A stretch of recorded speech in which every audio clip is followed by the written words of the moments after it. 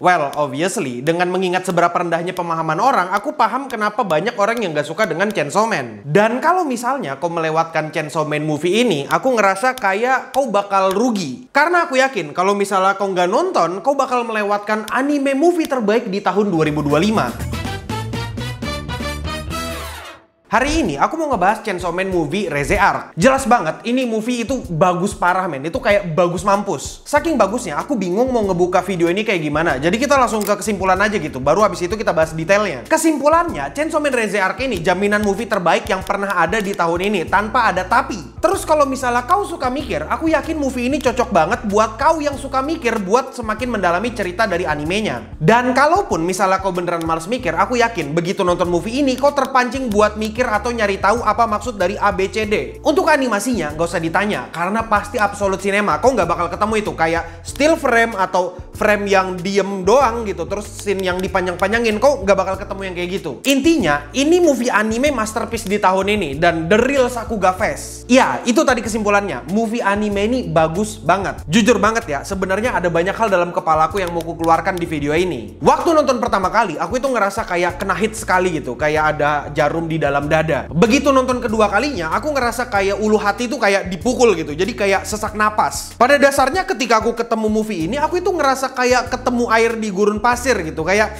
gila, lega banget. Ternyata masih ada anime movie yang beneran bagus tanpa ada pacing yang aneh-aneh. Atau bahkan kayak ini sebenarnya series yang dijadikan movie. You know what I'm saying? Nah, jadi kita langsung aja bahas secara lebih mendalam, secara lebih detail lah. Kita langsung dari ceritanya dulu. Sebenarnya nggak terlalu sulit buat paham cerita dari anime ini, meskipun kau nggak pernah nonton atau nggak pernah baca Chainsaw Man. Tapi saranku, emang baiknya nonton dari awal biar kau lebih paham konteksnya gitu, biar lebih paham sama bagaimana cara dunia Chainsaw Man itu bekerja. Secara general atau garis besar, sebenarnya anime ini tuh ceritanya dibagi menjadi 3. Tapi semuanya itu punya korelasi buat ngebantu penonton untuk narik satu garis merah. Awal ceritanya itu tentang Denji sama Makima lagi ngedate. Kalau misalnya dilihat secara singkat atau sekilas, aku yakin ada beberapa orang yang ngerasa kalau adegan ini tuh kayak slow atau adegan yang nggak penting. Padahal kalau komprehensimu cukup bagus, adegan ini tuh sebenarnya adegan yang cukup signifikan. Terus habis itu kita dikasih adegan Denji ketemu sama Reze dan akhirnya mereka menjadi dekat dan seterusnya. Terus habis itu yang terakhir juga ada cerita tentang Aki dan malaikat. Nah, semua cerita tadi itu, semua 3 bagian itu sebenarnya sangat signifikan dan bisa dibilang cukup penting buat tahu konteks kedepannya gimana. Kayak di awal-awal, adegan ngedate itu cukup penting karena ya adegan itu ngebawa pesan. Setelah sekian banyak usaha nontonin film jelek, akhirnya mereka terbayarkan juga gitu dengan satu film bagus yang ada di akhir. Kalau misalnya kau malas mikir setelah ngeliat adegan ini, aku yakin gitu, setidaknya kau dapat pesan perjuangan menonton itu ternyata tidak akan mengkhianati hasil. Tapi kalau misalnya kau beneran mikir atau kerajinan buat mikir, aku yakin kau mendapatkan pesan lainnya gitu. Kayak misalnya kau nggak bakal tahu bagaimana rasanya kebahagiaan kalau misalnya kau nggak pernah merasakan yang namanya menderita. Terus habis itu di bagian kedua itu kan menceritakan Reze yang ketemu sama Denji. Di situ Denji itu diajarin kalau selama ini hidupnya itu nggak normal dan habis itu dikasih tahu bagaimana cara hidup yang normal. Terus habis itu di bagian selanjutnya ada cerita antara Aki sama malaikat dan malaikat itu ngasih konteks tentang memilih hidup sebagai tikus desa atau tikus kota. Dari POV-nya kita bisa tahu kalau hidup sebagai tikus desa itu bisa menjadi lebih aman karena nggak ada resiko predator dan yang lain-lainnya. Dan di situ mereka bisa bertahan hidup meskipun makanannya ya nggak terlalu enak. Jadi kalau misalnya komprehensimu dalam memahami cerita atau mengumpulkan informasi itu cukup bagus, harusnya kau bisa cukup mudah paham dengan ceritanya. Ya itu kalau misalnya kau beneran paham dan mikir ya. Tapi gini sih, sebenarnya cerita yang ada di movie ini sebenarnya secara garis besar itu mirip banget dengan apa yang ada di manga. Tapi somehow dengan penceritaan mereka yang ada di movie itu bikin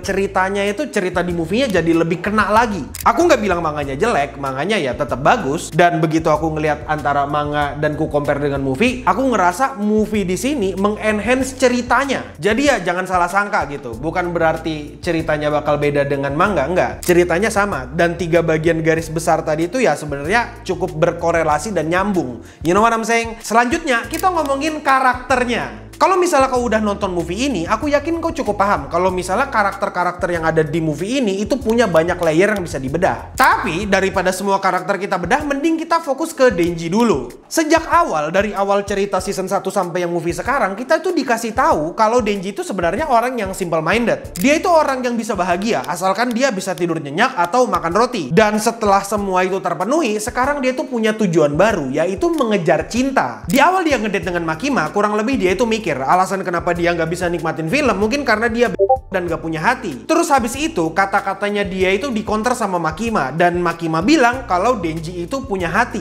Kalau misalnya kau ngikutin karakternya Denji, sebenarnya kan udah ketahuan tuh kalau Denji ya emang dan nggak tahu tuh hatinya ada apa kagak. Dan itulah yang diragukan sama dia, dan penonton juga tahu kalau Denji itu beneran. Nah, kan tadi Makima bilang kalau Denji itu ternyata punya hati, dan sebagai buktinya Denji itu ya bisa jatuh cinta kepada orang secara genuine, dan dia beneran jatuh cinta sama Reze, orang yang sudah ngasih dia banyak pelajaran dan ngajarin dia bagaimana kehidupan normal. Kalau secara sekilas sebenarnya masalah Denji ini kelihatan sederhana banget ya, kayak disuruh milih antara Reze atau Makima. Ya emang sederhana, dan seperti itulah Denji yang simple minded. Dan menurutku ya, anime ini atau movie ini sebenarnya udah cukup baik dalam mengcapture kalau Denji itu nggak normal. Entah itu dari percakapan atau entah itu dari adegan yang ada di movie-nya. Dan itulah kenapa karakter Denji yang nggak normal itu sangat-sangat ditekankan di sini. Aku nggak ngerasa Denji itu normal juga sebenarnya. Dan setelah aku nonton dan aku perhatikan, itu kenapa aku menjadi sangat simpati dengan Denji. Tapi meskipun karakter Denji di movie ini digambarkan sebagai orang dongo, gampang ditipu atau apapun itu, sebenarnya kalau mau digali lebih dalam, di balik dongonya Denji sebenarnya ada banyak hal yang bisa digali dari perjalanannya. Itu kenapa ya aku cukup suka dengan karakter Denji. Bukan karakter yang gua banget ya, tapi aku simpati kepada Denji. Nah, Denji kan tadi udah. Sekarang kita bahas ke karakter keduanya. Karakter yang aku maksud adalah Reze. Pada dasarnya, kalau mau diperhatikan, karakternya Reze di sini ya mirip aja atau hampir sama dengan Denji. Reze sendiri sebenarnya bukan karakter atau orang yang bisa dibilang normal. Dan itu kelihatan dari adegan yang ada di atap sekolah. Dan setelah itu dia nyanyi lagu yang judulnya Jen Slept in the Church. Kalau kau misalnya nggak percaya, kau dengerin sendiri lagunya, kau cari tahu artinya, ada di YouTube. Kayak lagu itu kedengeran aneh banget gak sih, punya arti yang aneh gitu, kayak you know what I'm saying, ada gitu orang yang nyanyi lagu itu kayak aneh banget sumpah, you know what I'm saying lah. Dari lagu itu sendiri aja sebenarnya udah kelihatan kalau Reze itu bukan orang yang normal, dia itu assassin yang kehidupannya nggak normal. Kalau menurut interpretasiku sebenarnya lagu itu menceritakan kehidupan ideal yang diinginkan sama Reze, dan juga bisa jadi lagu itu adalah rencana dia bagaimana dia mendekati Denji. Satu-satunya cara normal yang dianggap normal buat mendekati Denji ya seperti yang ada di lagu itu. Jadi lagu itu tadi tuh kayak guide, kayak bagaimana caranya mendekati Denji. Dan mungkin alasan kenapa dia menyanyikan lagu itu ya supaya dia bisa playing karakter lagi di depan Denji. Karena sebelumnya kan adegannya chaos tuh, ada sesuatu yang aneh lah. Habis itu dia nyanyi lagu itu supaya dia sadar lagi kalau tujuannya itu ngedeketin Denji supaya dia bisa mendapatkan Pochita. Ya, kurang lebih kayak begitu. Kau bakal sadar kalau ternyata hidupnya Reze itu isinya kebohongan semua, acting semua, dan dia itu cuma pengen punya cita-cita kayak dia pengen bahagia doang. Tapi ya ujung-ujungnya mereka berdua nggak bakal bisa bahagia karena ya mereka berdua kan sama-sama tikus gitu. Jadi mereka itu nggak bisa memilih. Nah itu yang bagian menurutku cukup agak mengerikan dari movie ini. Ya intinya secara pengkarakteran anime ini bagus lah. Agak sulit gitu buat bilang karakter-karakter di anime ini jelek karena emang gampang banget buat jatuh hati atau simpati ke mereka. Dan dari movie itu aja orang-orang itu udah bisa simpati ke Reze. Sebagus itu orang itu menggambarkan karakter Reze. Selanjutnya kita bahas animasi. Menurutku aku yakin kalau kau itu nggak bakal ketemu adegan yang jelek gitu, adegan yang bikin sakit mata atau kayak still frame yang dikasih dikasih smear gitu. Kayak aku nggak ngerasa kau bakal ketemu animasi jelek di sini karena ya emang absolute cinema gitu. Mungkin kalau misalnya mau kau cari dengan giat gitu atau mau nitpicking atau mencari-cari kesalahan kecil ya kau mungkin bakal ketemu. Tapi kalaupun misalnya kau ketemu, aku yakin itu nggak banyak gitu adegan-adegan jelek atau animasi jelek. Aku sendiri udah nonton kayak 2 kali dan aku ngerasa kayak gak ada adegan jelek sama sekali demi apapun. Nah dari perspektif membaca manga, kebetulan aku ngebaca manganya juga, aku sendiri tuh ngerasa aku sangat suka dengan adaptasi dari movie ini. Ya adaptasi dari cerita yang ada di manga dibikin ke movie ini, aku ngerasa kayak gila ini bagus banget. Kalau misalnya kau baca manga juga, aku yakin ketika kau baca manga terus kau bandingkan dengan movie, itu ada beberapa adegan yang gak ada di manga tapi ada di anime. Kayak ada beberapa adegan tuh ditambah-tambahin. Wah, artinya ini tidak tidak sesuai dengan manga dong Bang. Berarti ini kayak unfaithful terhadap manganya Bang, artinya ya Bang ya? Ya Bang ya? Ya sebenarnya enggak juga sih. Sebenarnya meskipun ada beberapa adegan tambahan, ya overall itu semuanya masih sama. Aku ngerasa malah dengan ditambahinnya beberapa adegan ini, aku ngerasa ini tuh berguna banget buat pacing atau buat bikin penonton tuh tambah tenggelam sama movie-nya. Kayak misalnya adegan berenang sama adegan yang ada laba-labanya gitu. Seingatku kalau di manganya ya itu nggak panjang-panjang amat gitu. Kayak cuma berapa panel doang. Tapi untuk di anime ini atau di movie ini, itu sengaja dipanjangin. Aku ngerti tujuannya apa. Tujuannya itu supaya kita bisa diperlihatkan, supaya kita bisa tahu bagaimana cara Denji sama Reze membangun hubungan dan bagaimana level trustnya mereka itu, level kepercayaan mereka. Reze percaya dengan Denji kelihatannya dan Denji juga percaya dengan Reze begitu. Jadi adegan yang dipanjangin itu bener-bener bikin animenya atau bikin kelihatan hubungan mereka berdua itu tambah dekat. You know what I'm saying? Untuk adegan renangnya nanti bakal ku jelaskan lagi nanti, karena menurutku adegan renang itu bukan adegan yang sepenuhnya fan service, tapi menurutku adegan itu bener-bener penting. Kalau misalnya kamu mau cari-cari lagi apa aja shot yang beda antara manga dan movie-nya, ya aku yakin kau bakal ketemu. Dan aku malas nyebutin satu-satu. Ini sekali lagi aku ingatkan ya, demi apapun aku sangat-sangat menyarankan kau untuk nonton Chainsaw Man movie. Karena aku yakin kau nggak bakal nyesal. Sumpah, demi apapun kau nggak bakal nyesal. Kau bakal ngerasa, wah duitku 50.000 worth it ya untuk nonton kayak gini. Sumpah demi apapun, itu bakal kerasa worth it banget. Aku yakin kau nggak bakal nyesal, terutama kalau kau ngelihat adegan berantemnya. Beuh, gila, adegan actionnya. Aku mau kasih tahu aja ya, adegan ledakan itu sebenarnya cukup ribet untuk dibuat. Dan di sini salah satu adegan boom yang paling notable itu buatannya si Nasi Hijau. Adalah salah satu animator dari Indonesia yang terlibat buat pembuatan Chainsaw Man. Ya, aku nggak tahu boleh ngasih tahu cutnya dia yang mana. Dan di sini dia itu bikin ledakan pakai gaya painting. Dan aku ngerasa ya adegan ledakan di anime ini ngerasa beragam banget dan nggak kayak cuma copy paste. You know what I'm saying? Di sini tuh keunggulan mereka bukan cuma animasi yang ledak-ledakan doang atau yang flashy-flashy doang. Movie ini juga sebenarnya punya koreografi yang bagus. Kayak misalnya ada Reze waktu di atas gedung sekolah, waktu di pelabuhan juga. Aku ngerasa dua koreografi itu sangat-sangat bagus. Yang di bagian pelabuhan itu bagaimana Denji mainin rantainya, bagaimana combatnya itu bagus. Aku nggak punya keluhan. Aku ngerasa kayak sumpah men, susah buat dideskripsikan karena beneran movie ini Sakuga Fest anjir, absolut cinema demi apapun. Nah, tadi kan aku sempat bilang kalau adegan renang itu bukan cuma fan service, tapi itu adegan renang itu penting banget. Alasan kenapa aku bilang adegan renang itu penting, karena menurutku kalau misalnya adegan renang ini salah dieksekusi, aku ngerasa movie ini bisa agak rusak gitu. Kayak di situ mereka itu menunjukkan Denji yang jatuh cinta beneran sama Reze. Terus habis itu yang kedua, di situ tuh menunjukkan kedekatan dan kepercayaan Denji kepada Reze. Soalnya gini, mereka itu berenang sama-sama nggak pakai baju.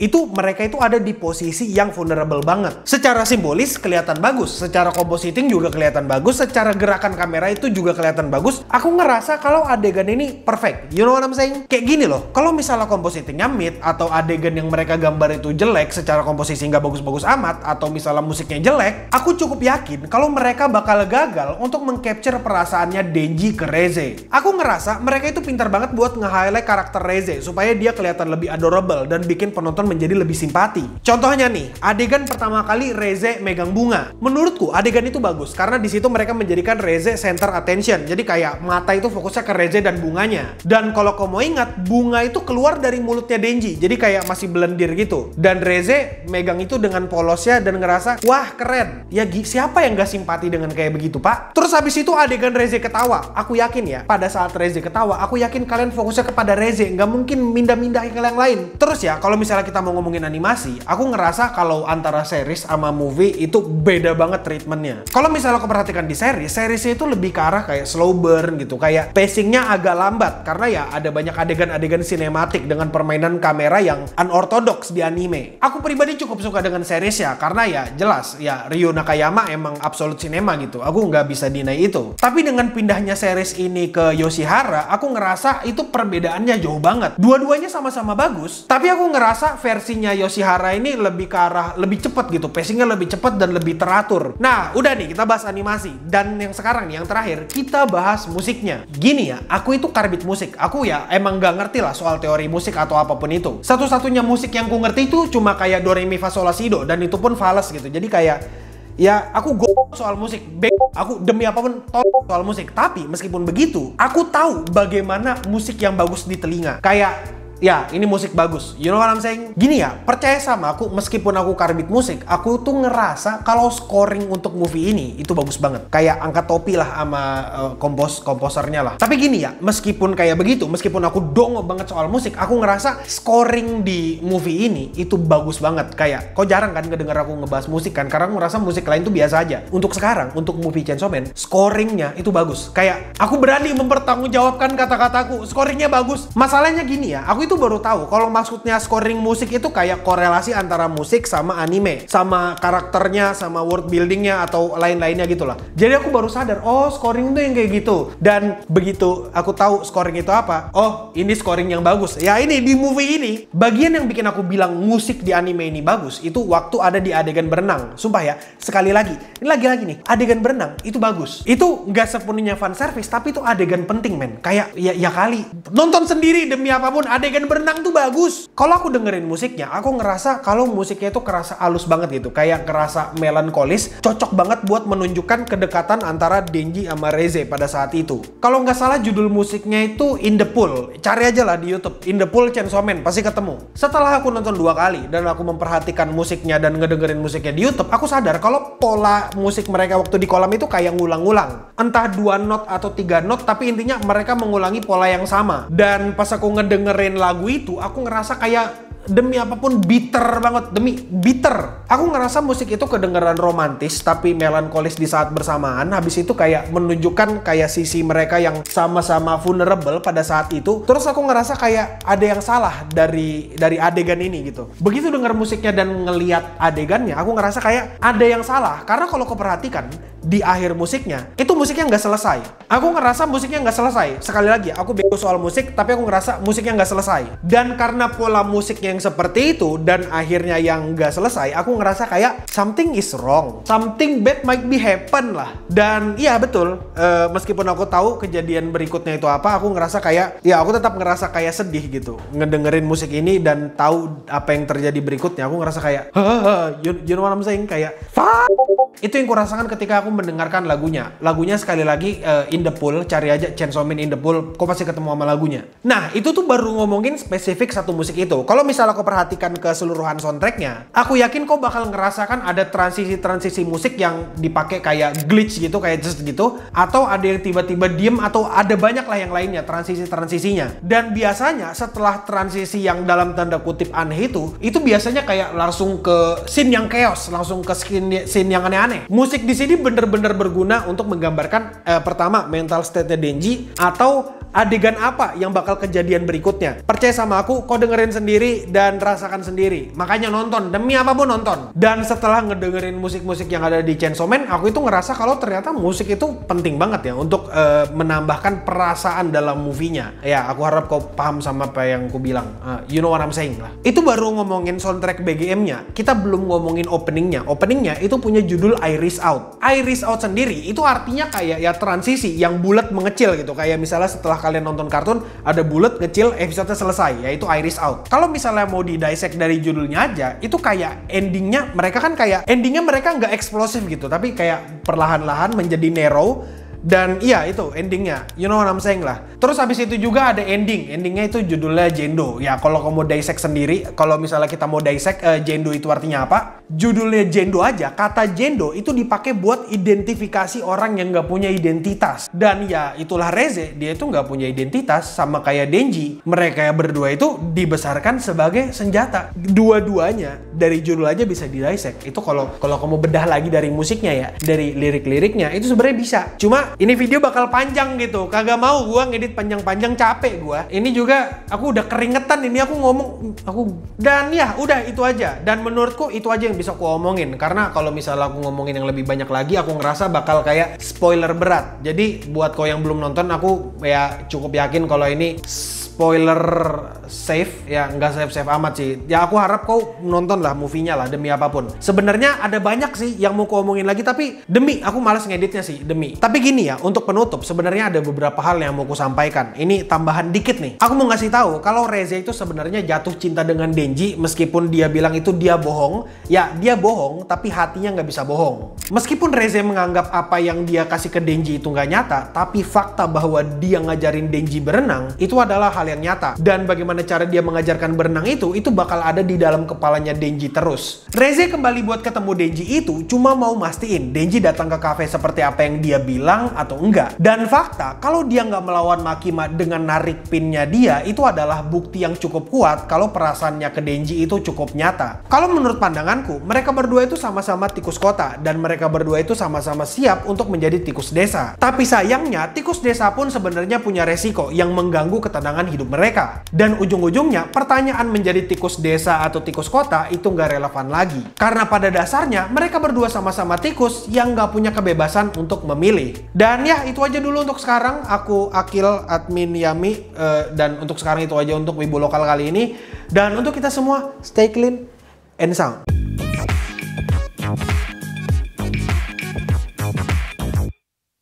Gini ya, menurutku pertanyaan mau memilih menjadi tikus desa atau tikus kota itu udah sangat tidak relevan lagi. Karena ya sekali lagi mereka berdua tikus. Dan yang menyeramkannya adalah tikus nggak punya kebebasan untuk memilih. Jadi axiom of choice atau bahkan kayak freedom of choice itu nggak berlaku buat mereka. Mau Denji kabur, mau Reze kabur, semuanya percuma. Karena ujung-ujungnya ditangkap sama Makima. Tapi jujur ya, aku suka sama Makima.